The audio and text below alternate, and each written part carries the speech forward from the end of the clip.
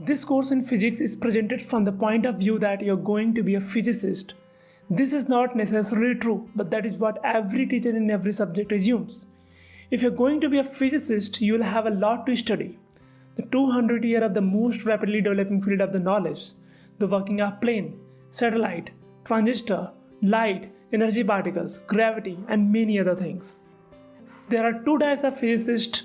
The first one is theoretical physicists, who imagine, deduce, guess new law, but they do not experiment. And the second one is experimental physicists, who experiment, imagine, deduce, guess. The earlier one requires high expertise in mathematics. There is flaw in our laws that we have studied in our high school, and every law is only approximate. For example, the mass of an object never seems to change. Let's say we have two tops, one is still and another one is spinning. From our earlier knowledge, we would say that both tops have the same mass. So the law is mass is constant, but this law is found to be incorrect. Mass is found to increase with velocity. Visible increase in mass happens when the object has a velocity near to the speed of light. So the true law is the mass of an object is nearly constant when the speed of that object is far less than the speed of light. Have you ever wondered what is inside a drop of water? I'm sure you have already seen it very closely. You will say it's all water that is smooth and continuous. But what if we magnify it with the best optical microscope available? Then the water drop will become as big as large as room. You would still see relatively smooth water, but also see football-shaped things swimming back and forth. Amazing! These are paramecia of size less than half millimeter.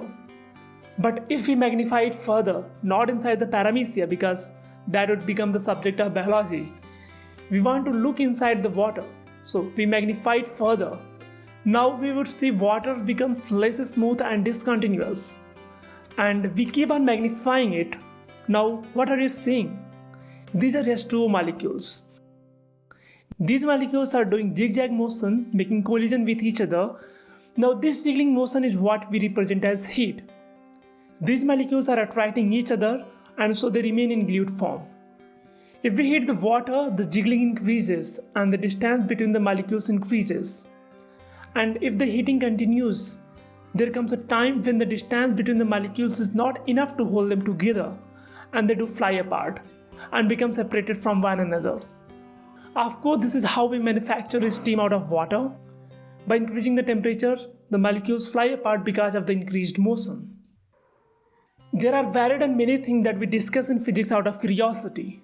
For example, if we stand on the shore and look at the sea, we see the water, the waves, the foam, the motion of water, the sound, the air, the winds, and the clouds, the sun and the blue sky, and light.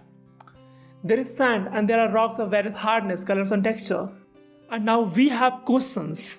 Is the sand different from the rocks? Is the sand perhaps nothing but a great number of very tiny stones? Is the moon a great rock?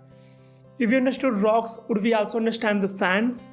What is common to different kinds of sound? How many colors are there? And so on. In this way, we try to analyze all things. A few hundred years ago, a method was invented to find answer to such questions. First observation, then reason, then experiment that we now call as a scientific method. The phenomena of nature are divided into heat, mechanics, gravitation, electricity, magnetism, optics, light, X-ray, nuclear physics, and quantum mechanics. We will learn all these things and after that, we will be able to explain surrounding phenomena with ease.